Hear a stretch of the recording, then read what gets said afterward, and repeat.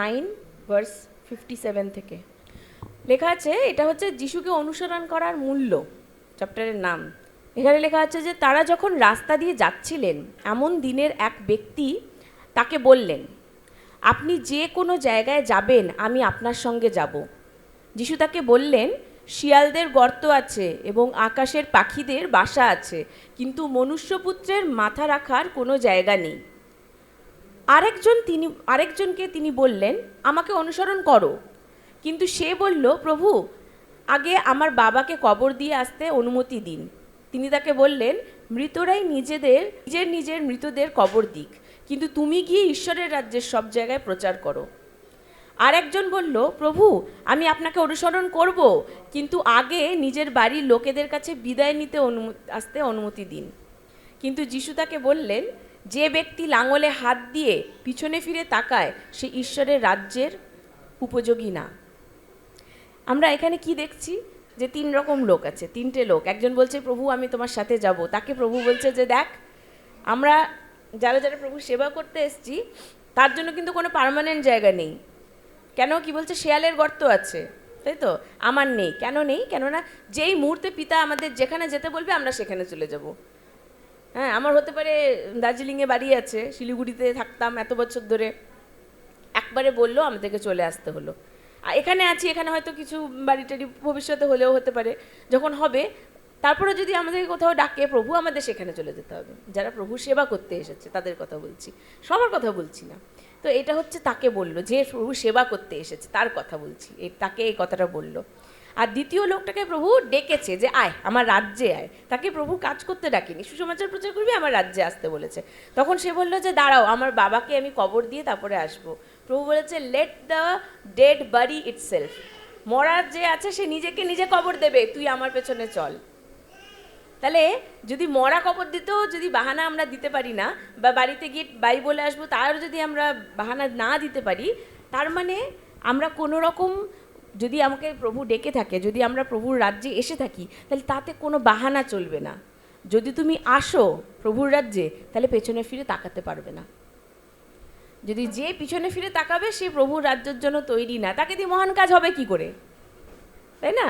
আমাদের বাঙালিতে বলে না যে আমাকে, মানে একটু খারাপই কথাটা, আমরা যদি কোথাও যেতাম, হ্যাঁ, আর ধরো কারোর মামা বাড়িতে আমাদের কোথাও গেছি, এবার হয়তো টাইম হয়ে না, আমার বাড়িতে যেতে হবে, বলে কি, তোরা এরকম পেছনে গু ঠেকিয়ে আসিস কেন রে? মানে একদম এখনই গিয়ে যেতে হবে, পটি করতে হবে, এরকম ধরনের ভাবে আসিস কেন রে? তোরা টাইম নিয়ে আসতে পারিস না? ওইরকমই আমরা যদি একটা কাজ করতে গিয়ে পেছন ঘুরে তাকাই, ও ওইটা করতে হবে বা পেছন দিকে ফেরত যেতে হবে, সেইটা প্রভু চান না।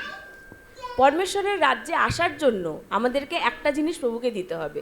আমরা প্রভুকে টাকা পয়সা দিলে কি আছে? প্রভুর দেওয়া টাকা পয়সাই আমরা তাকে দিচ্ছি। নিজেরা কি এমন আমরা বানিয়ে নেব দুনিয়াতে, যেটা নাকি মানে আগে ছিল না। যাই বানাই না কেন, র মেটেরিয়াল প্রভুরই দেওয়া, তাই না? সে আমি যাই কিছু বানাই না কেন, যাই কিছু আমি আর্ন করি না কেন, আরাধনা আমরা দিই, ঠিক আছে।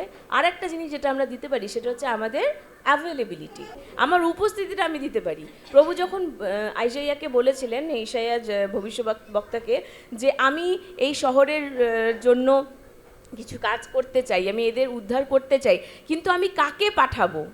তখন ওই ভবিষ্যদ্বক্তা বলেন যে প্রভু, এই তো আমি আছি, আমাকে পাঠাও। প্রভু আজকে আমাদের সবাইকে একই কথা জিজ্ঞেস করছে, যে আমার রাজ্যের কাজ করতে হবে, আমি কাকে পাঠাবো?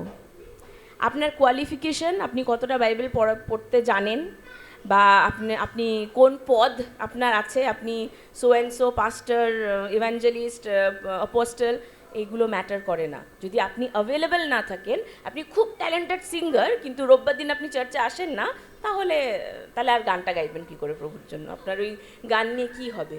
তাই জন্য অ্যাভেলেবিলিটি, প্রভুর কাজের জন্য প্রভু আপনাদেরকে পাঠাতে রেডি আছে, কিন্তু কি আমরা রেডি আছি যে হ্যাঁ প্রভু সমস্ত কিছু ছেড়ে কবর, মরা নিজেকে কবর দেবে, আর ক্ষেত আপনি চাষ করবে, আমি চললাম? ক্ষেত মানে কি? আর্নিংয়ের জায়গা, তাই তো? আর ওই ইয়েটা কি বলে, বাবা যে মারা যায় সেটা কি? সেটা হচ্ছে পূর্বপুরুষ বা পুরনো জিনিসপত্র। পরিবার কি? যারা তোমাকে টেনে ধরে বেঁধে রাখবে। সমস্ত কিছুকে ছেড়ে, তার মানে এই না ওদেরকে ডিভোর্স দিয়ে সব কিছু ছেড়ে ছুড়ে ওদেরকে গুলি মেরে চলে আসতে বলছে, কিন্তু ফার্স্ট প্রায়োরিটি প্রভুকে দিতে বলছে। প্রথম যে প্রাধান্য, সেই প্রাধান্যটা প্রভুকে দিতে বলছে। আর প্রভু আমাদের কোয়ালিফিকেশন, আপনি কত দূর পড়েছেন বা আপনি কতটা ট্যালেন্টেড, তাতে ইন্টারেস্টেড না, কিন্তু আপনি নিজে অ্যাভেলেবেল আছেন কি? If you are available he will make you qualified. যদি আপনি নিজেকে উপস্থিতি, মানে নিজের উপস্থিতি প্রভুকে দেন, তাহলে সে আপনাকে যোগ্য বানিয়ে তুলবে।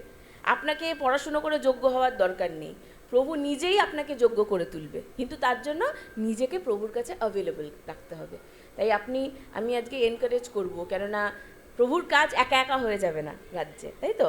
একা একা কি প্রভুর কাজ আপনা আপনি প্রচার হয়ে যাবে যদি আপনি না মুখে বলেন, বা আপনি যদি না বলেন, যদি কাউকে গিয়ে প্রার্থনা না করেন, সেই মানুষটা এমনি এমনি ঠিক হয়ে যাবে? হবে না। হ্যাঁ, যে কিছু জিনিস তো আছে যেটা ডাক্তার ঠিক করে দেয় ওষুধপত্র দিয়ে, কিছু জিনিস আছে যেগুলো ঠিক হতে চায় না, সেগুলো কে করে? প্রার্থনার দ্বারা, প্রভুর দ্বারা, পরমেশ্বরের দ্বারাই তো ওটা হবে। তো যদি আমরাই যদি না থাকবো, আমরাই যদি এগিয়ে এসে না কাজটা করবো, তাহলে করবেটাকে?